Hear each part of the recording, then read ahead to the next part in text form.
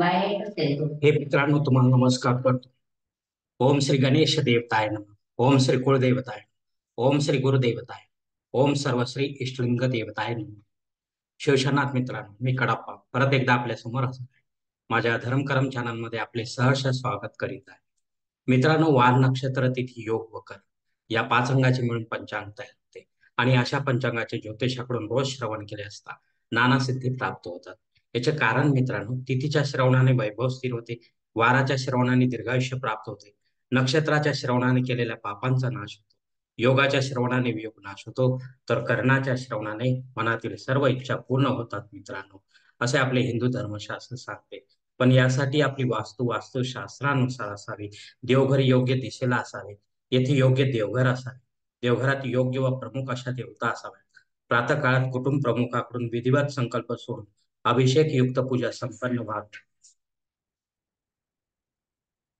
तसेच पूजा कर्त्याची व कुटुंबातील इतर सदस्यांची अंतर्बाह्य कर्मशुद्धी असायला, तरच आपण नानासिद्धी प्राप्त करण्याला पात्र ठरतो, असे माझे तरी स्पष्ट मत आहे. मित्रांनो, आता पंचांग आजचे मी आपणास सांगत आहे. कृपया त्याचे आपण शांतपणे श्रवण करावे आणि असे पंचांग आपल्या विविध धार्मिक कर्मकांडात उपयोगात आणावे.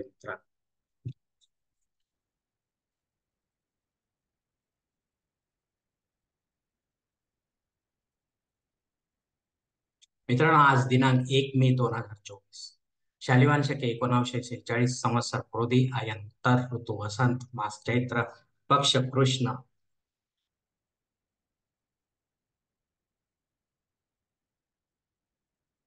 तिथी मित्रांनो आजची अष्टमी तिथी आहे. उद्या पहाटे 4:02 नवमी तिथीला सुरुवात होईल. वार बुधवार आहे मित्रांनो. नक्षत्र मित्रांनो श्रवण नक्षत्र. उत्तरात्री 3:11 धनिष्ठा नक्षत्राला सुरुवात होईल. योग मित्रांनो शुभ योग आहे. रात्री 8:01 शुक्ल योगाला सुरुवात होईल. करण मित्रांनो बालवकरण आहे. सायंकाळी 4:57 कौलव करणाला सुरुवात होईल आणि उद्या पहाटे 4:02 तैतील करणाला सुरुवात होईल मित्रांनो.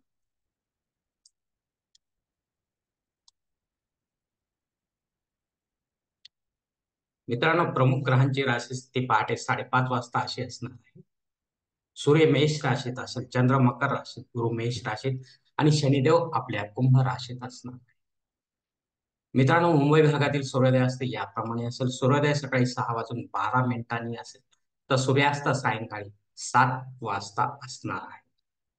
मित्रांनो, या पंचांगाच्या आधारे आता आपण आजच्या पूजेचा संकल्प सोडूया. यासाठी आपण आपल्या उजव्या हाताच्या तळहातावर एक पळी पाणी, थोडे अक्षत, एक फुल व फुलाची पाकळी घ्या आणि हा संकल्प म्हणायला सुरुवात करा.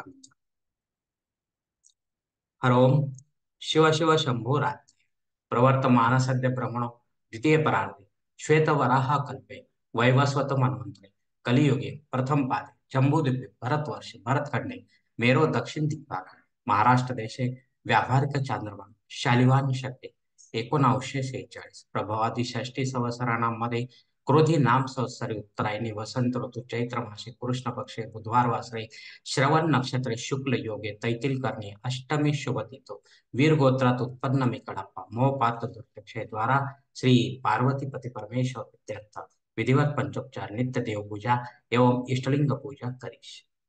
मित्रांनो, याच ठिकाणी हा संकल्प संपले तेव्हा आपण आपल्या उजव्या हाताच्या तळहातून संकल्पाचे पाणी समोरच्या ताम्हणात सोडून द्या. मित्रांनो, या संकल्पाची वेळ मर्यादा सायंकाळी 4:57 आहे. या वेळेनंतर जर आपल्याला संकल्प सोडायचा असेल तर कृपया आपण वरील बदललेल्या पंचांगानुसार नवीन संकल्प तयार करायचा आहे आणि या संकल्पामध्ये आपण करत असलेल्या विशिष्ट धार्मिक सेवेचा उल्लेख अवश्य करायचा. तेव्हाच आपली अ, ही धार्मिक सेवा जी आहे ही संबंधित देवतांपर्यंत पोहोचेल आणि त्यांचा आशीर्वाद आपल्यापर्यंत पोहोचेल. मित्र, आपले जीवन अधिक सुखमय बनेल. मित्रांनो, आता मुहूर्त विभागामध्ये पाहू. यात धार्मिक विधी आणि त्यांचे मुहूर्तकाळ याप्रमाणे दिलेले आहेत. साखरपुडा दिनांक 1, 2 आणि 5. डोहाळ जेवणासाठी मुहूर्त या मासामध्ये नाहीत. बारसे करण्यासाठी मुहूर्त आहे दिनांक 1, 3 आणि 5. जावळ काढण्यासाठी मुहूर्त आहे दिनांक 1, 2 आणि 3. गृहप्रवेश करण्यासाठी मुहूर्त आहे दिनांक 1, 3 आणि 5. मुहूर्ताच्या दुसऱ्या भागात पाहूया मित्रांनो. धार्मिक विधी आणि त्यांचे मुहूर्त काळ असे आहेत. उपनयन करण्यासाठी मुहूर्त या मासामध्ये नाहीत मित्रांनो. विवाह करण्यासाठी मुहूर्त आहे दिनांक 1 आणि 2. वास्तू शांती करण्यासाठी मुहूर्त या मासामध्ये नाहीत. तसेच भूमिपूजन व पायाभरणीसाठी देखील मुहूर्त या मासामध्ये नाहीत मित्रांनो. देवमूर्तीची प्राणप्रतिष्ठा आपल्याला करायची असेल तर यासाठी एकमेव मुहूर्त आहे जो आजचा मुहूर्त आहे मित्रांनो, दिनांक 1. आपण या दरम्यान कोणत्याही देवी देवतांच्या मूर्तीची प्राणप्रतिष्ठा करू शकता. घरी करा किंवा मंदिरामध्ये करा, पण पंडिताच्या माध्यमातून करा मित्रांनो देवकाळामध्ये. आणि शास्त्रमान्य अशा मूर्तीची प्रतिष्ठापना व्हायला हवी मित्रांनो. आणि या मूर्तीवर आपल्याला रोज अभिषेक घेणे क्रम प्राप्त ठरते मित्रांनो. जर अभिषेक आपण घेणार नसाल तर अशी मूर्ती ही बेजान असते मित्रांनो. त्यामध्ये काहीही अ, जीव नसल्यामुळे ती आपल्याला आशीर्वाद देण्यालायक राहत नाही. म्हणून मूर्ती म्हटली की अभिषेक हा आलाच, हा आपला हिंदू धर्माचा नियम आहे मित्रांनो. मित्रांनो,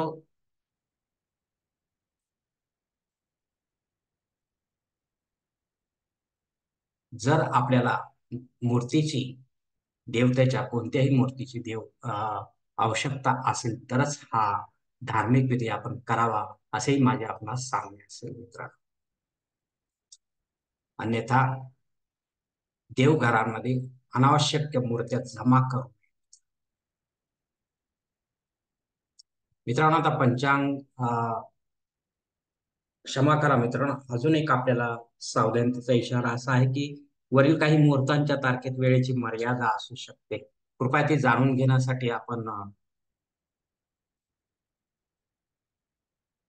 कॉमेंट्स बॉक्समध्ये मला विचारावं किंवा पंचांगधारकास किंवा योग्य पुरोहितास संपर्क साधावा आणि मगच मुहूर्ताची तारीख आपल्या जन्मकुंडलीनुसार निश्चित करावी.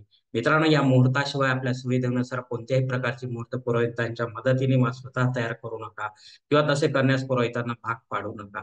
तसेच पंचांगातील गौण संकट व आपत्काळातील मुहूर्ताची निवड शक्यतो करू नका मित्रांनो.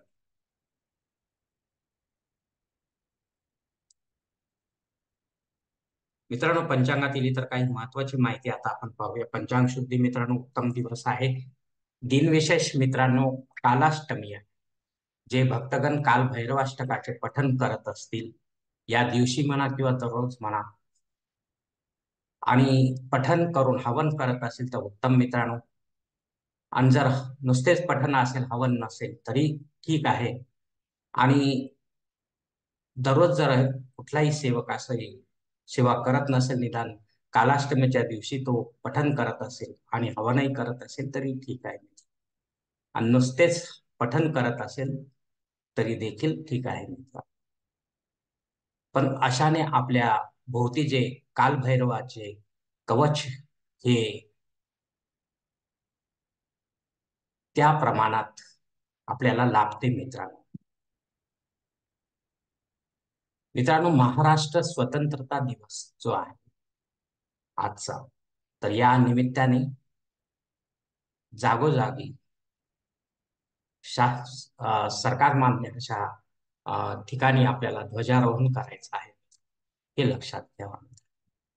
कारण महाराष्ट्राचा हा 64वा वर्धापन दिन सोहळा आहे आणि तसेच जागतिक कामगार दिवस देखील आहे.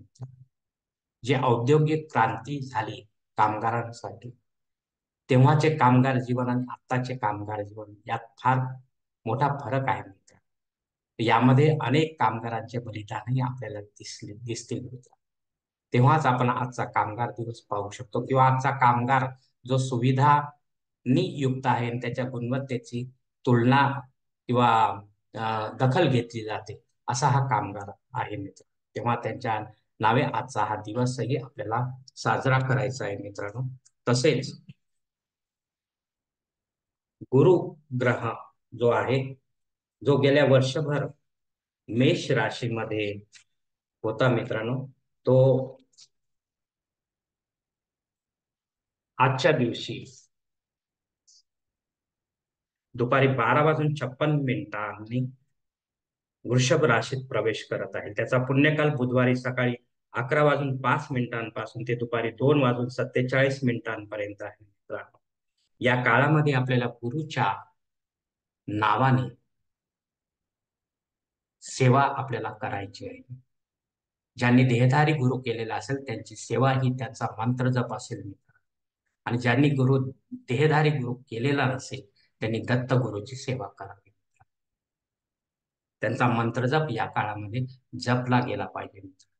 आणि त्यांच्या नावे आपल्याला जर काही दान धर्म करायचा असेल तर ब्राह्मण देवतांना पाचारण करून आपण तेही कर्म करू शकता मित्रांनो.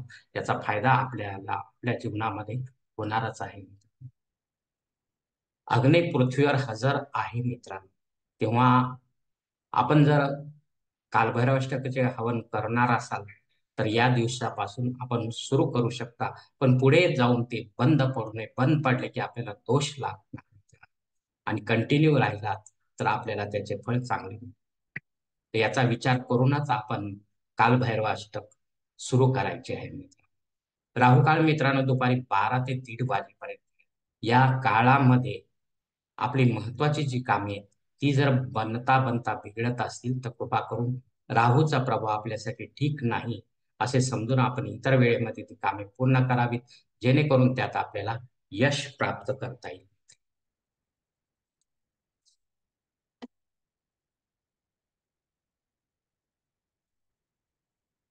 मित्रांनो, कोणत्याही कोणतेही विधिवत धार्मिक कर्मकांड हे संकल्प सोडून केले गेले असेल तर संबंधित पूजनीय देवतेपर्यंत लवकर पोहोचते आणि पूजेचे फळ पूजा करण्यास लवकर प्राप्त होते. आपल्या नावे पुण्य जमा होते मित्रांनो. कारण अशा धार्मिक कर्मकांडाचे करता करविता आपणच असतो. लक्षात ठेवा मित्रांनो, शेवटी आपणच आहोत आपल्या जीवनाचे शिल्पकार. धन्यवाद मित्रांनो. आजचा हा पंचांगाचा व्हिडिओ मी येथे संपत आहे. आपण जर माझ्या मते सहमत असाल तर कृपया माझे धर्मकरम चॅनल सबस्क्राईब करा, लाईक करा, आपले कुटुंब मित्रपरिवार असं शेअर करा. तसेच कॉमेंट्स बॉक्समध्ये आपले मत अवश्य नोंदवा आणि माझा पुढील व्हिडिओ आपल्यापर्यंत पोहोचण्यासाठी बेल बटन अवश्य दाबा. धन्यवाद मित्रांनो. पुढील भेटीपर्यंत आपण खुश राहा, आनंदी राहा, प्रसन्न राहा. शिवकल्याण. हरि ओम शिव महादेव.